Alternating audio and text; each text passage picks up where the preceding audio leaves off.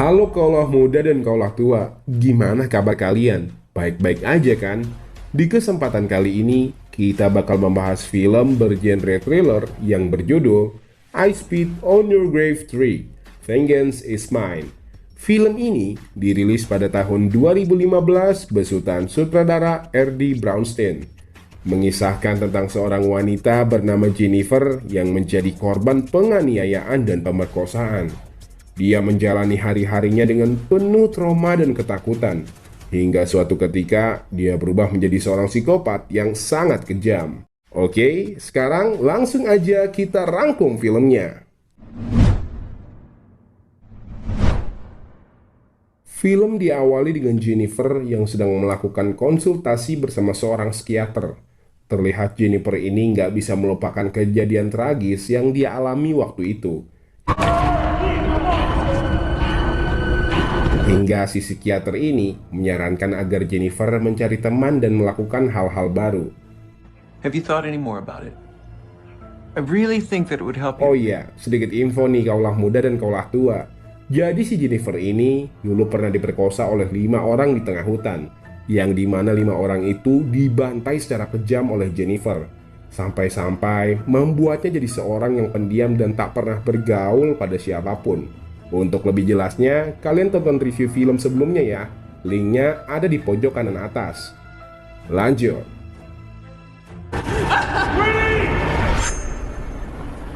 Singkat cerita, Jennifer pun masih menjalani hari-harinya dengan penuh trauma dan ketakutan di masa lampau. Bahkan namanya pun diganti menjadi Angela agar nggak ada orang yang mengetahui masa lalu si Jennifer ini. Alhasil, dia pun datang ke suatu tempat di mana di situ adalah perkumpulan para wanita korban penganiayaan dan pemerkosaan. To hurt you as deeply as possible. Complete devastation. Di sana Jennifer bertemu dengan seorang wanita bernama Marla, di mana si Marla ini sama-sama udah nggak percaya lagi sama yang namanya pria. On some technicality, she killed herself. cops. Hingga saat si Jennifer ini sedang berjalan pulang dan diganggu oleh preman setempat, si Marla pun datang membuat para preman itu pergi, cuma bermodalkan mulut kotornya saja. I hope you've got a tennis bracelet down your pants. Oh, is that the best you got? Hal itu pun membuat hubungan pertemanan mereka semakin dekat, di mana hal itu membuat hari Jennifer yang penuh rasa takut akan kejadian masa lalu jadi sedikit berwarna. I mean, do they have mothers, sisters? How do To his little friend, his very little friend, most Give them vengeance. Yeah. Di hari berikutnya, Jennifer pun datang lagi ke komunitas para wanita. Di sana ada seorang wanita muda bernama Casey, bercerita tentang pengalaman penganiayaan dan pemerkosaan yang dilakukan oleh ayah tirinya bernama Ron. Something right away. Like that meant that I liked it or something. That's just the way I used to think about it. Mendengar hal itu, Marla pun mengajak Jennifer untuk mengintai ayah tiri Casey, di mana pada saat mengintai pria bernama Ron itu, mereka melihat bahwa memang dia tidak pernah menghargai wanita yang ada di dekatnya. Sontak Jennifer dan Marla pun menghampiri si Ron yang baru pulang kerja itu. Di sana, Marla membabi buta serta mengancam Ron agar tidak melecehkan anak dan wanita yang ada di dekatnya. Kalau sampai si Ron tidak mengikuti perintah Jennifer dan Marla, Ron akan kehilangan torpedo miliknya. Call anyone so much as make one woman feel slightly uncomfortable. Lantas Ron yang mendengar itu pun takut bukan main. And we're gonna make you regret it. I understand. Please just don't.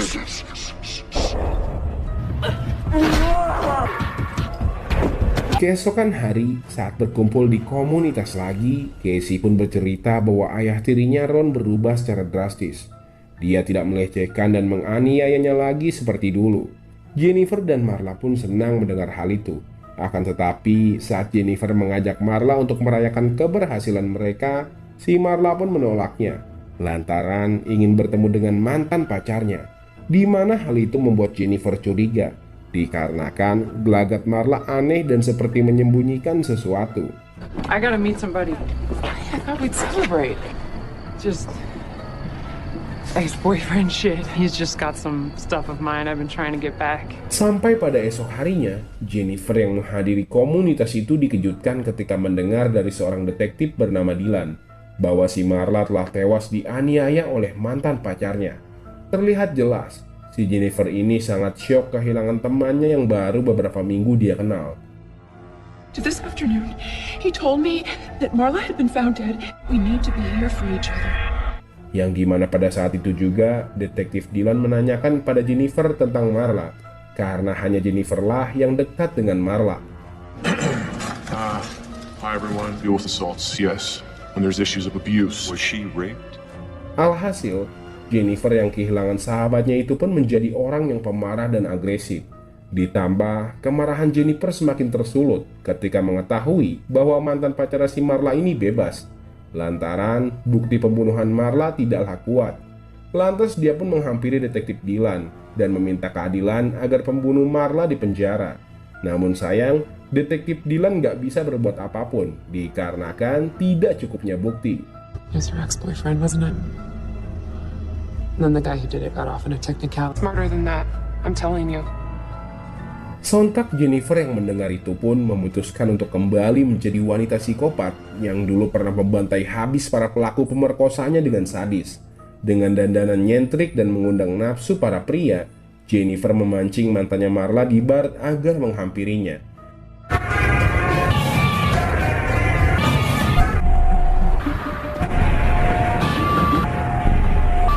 Beruntung, rencananya berhasil. Sampai pada saat Jennifer ingin melumat torpedo milik pria itu, tiba-tiba aja Is that all you got, pussy? Not just the tip, sweetie.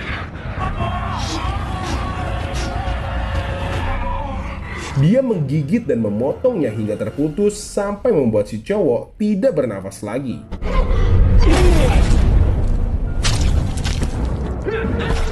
Setelah kejadian itu, Jennifer nampaknya puas bisa membantai habis orang yang telah membunuh sahabatnya. Akan tetapi, secara mengejutkan detektif Dylan datang menginterogasi Jennifer, yang kelihatannya Dylan curiga bahwa Jennifer lah yang membunuh mantannya Marla. Untung aja, si Jennifer ini bisa mengelak tuduhan Dylan. Ditambah nggak ada bukti bahwa Jennifer lah yang membunuh mantan Marla. Somebody beat him to death with a crowbar, amongst other things. What are you saying? You think I did it? I should really leave the murder investigations to the homicide detectives. Nggak lama berselang, Jennifer yang datang ke komunitas para wanita pun dibuat geram dengan si Casey yang bercerita bahwa Ron berulah lagi kepadanya. You know, she pretends like she can't hear it, but I can't take it anymore. Ditambah lagi, ada seorang bapak-bapak bernama Mark yang meminta Casey agar membunuh Ron aja. Sedikit info nih kaulah muda dan kaulah tua. Jadi si Mark ini adalah ayah dari seorang perempuan korban pemerkosaan dan penganiayaan, yang dimana sekarang putrinya telah tewas akibat bunuh diri lantaran melihat bahwa para pelaku yang telah memperkosanya dibebaskan oleh polisi. Kita lanjut ke ceritanya. Cassie, I'm sorry. I can't listen to this anymore. It's not enough. Stop. Alhasil, Jennifer pun mencoba memancing Ron dengan berpakaian seperti anak sekolah untuk menanyakan alamat. Dan benar saja, Ron terpancing sampai ke tempat yang sebelumnya sudah disiapkan oleh Jennifer. Di sana, Ron disiksa hingga memohon ampun kepada Jennifer. Nggak sampai situ aja, dengan keji, Jennifer menusuk lubang milik Ron menggunakan pipa sampai dia mokat. Grown up, am I? Daddy, gonna educate you with it. I didn't do anything to Cassie. No! No! Oh, God! Kemudian Jennifer pun membakar baju dan semua barang yang dia pakai untuk membunuh Ron tadi, agar nanti polisi nggak bisa menemukan bukti bahwa dialah pembunuh Ron. Yang dimana ketika detektif Dylan dan atasannya yang bernama Boyke ke komunitas para wanita, mereka mencurigai bahwa si Mike lah yang membunuh Ron. Sebab waktu itu Mike berteriak jika Ron harus mati pada saat sesi bercerita. Lantas dia pun dibawa ke kantor polisi. You know what? I think we'll have a little more privacy down at the station. Get your hands off me! Get your hands off! Esoknya Jennifer pun pergi menemui Mike. Di sana dia bertanya siapa orang yang telah memperkosa anaknya dahulu. Lantas Mike pun menjawab bahwa yang memperkosa anaknya adalah seorang binaragawan yang sekarang hidup dengan bebas tanpa ada rasa bersalah sedikit pun. Mike pun berkata bahwa jika dia harus dipenjara karena telah membunuh pria tersebut, dia akan rela. Sebab karena pria itulah anak semata wayangnya tiada. I read about your daughter's case. A word without it. You know, without physical evidence, it's her word against him. But he's still a fucking traitor. Some sleazy place on 17th Street. Beberapa hari setelahnya, Jennifer pun mencoba membuntuti dan menyerang si pria binaragawan itu. Tapi alih-alih menyerang pria tersebut, Jennifer malah balik dianiaya dan ingin diperkosa si pria hingga babak belur. Why you following me? The wrong guy.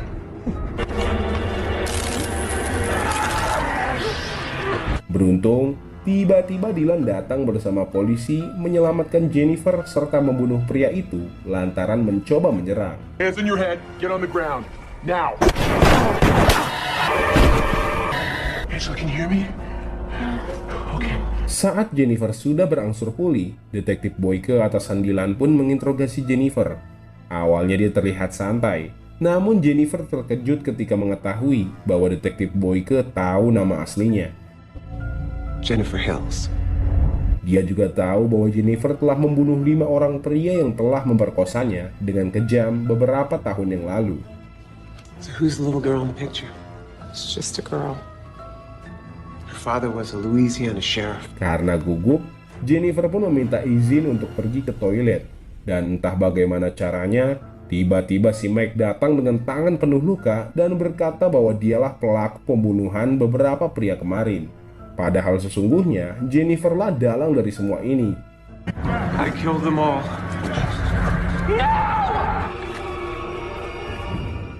Oleh karena itu, Detektif Boyke pun mengira bahwa si Mike lah pelakunya. Lantas Jennifer yang melihat itu pun merasa bersalah kepada Mike. Seketika itu juga, dia menjadi sangat agresif dan depresi. Dia memakai dress merah berkeliling mencari pria hidung belang sambil membawa pisau dapur. Hingga saat dia ingin menyerang preman yang waktu itu menggodanya, si preman ini malah balik menyerang Jennifer. Dan ketika Jennifer ingin menusuk si preman, lagi-lagi Dylan datang bak pahlawan kesiangan. Sampai saat si Jennifer membunuh si preman, Dylan menembak lengannya.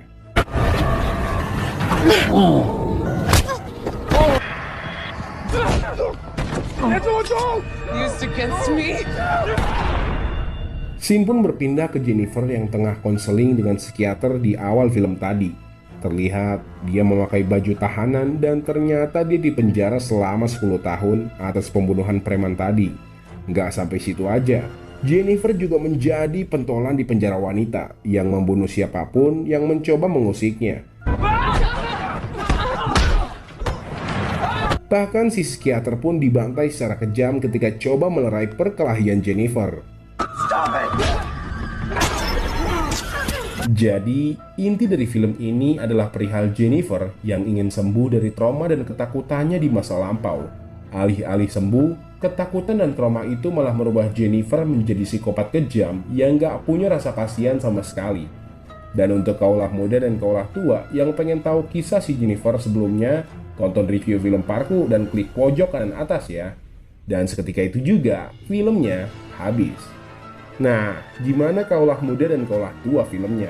Alangkah baiknya sih kalian menonton filmnya secara langsung, biar bisa lebih paham dan juga mengerti. Saya pamit dulu. Salam.